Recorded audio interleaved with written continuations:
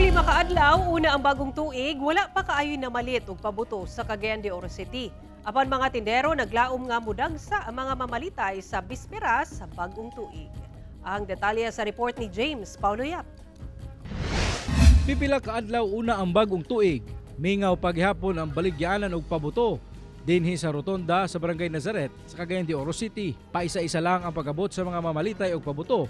Sama ni Wilcor Nagak, nga gikan pa sa Gitago, Misamis Oriental. Sumalan niya nga naanda na gyud kuno nila ang pagpabuto matag bagong tuig.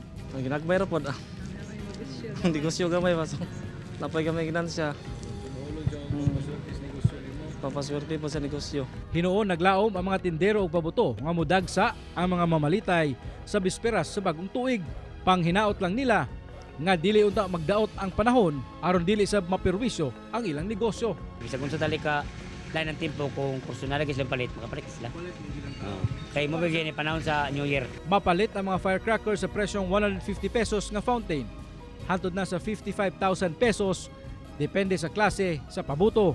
Gisiguro sab sa mga mamaligyaay nga wala sila ginabaligya nga ilegal nga pabuto sama sa Piccolo, 5-star, Judas Belt, whistle bomb ug watusi. Aduna say naka-standby nga personay sa PNP ug PFP sa lugar. Kauban si Makoy Sempron, James Paulo Yap, 1 Mindanao.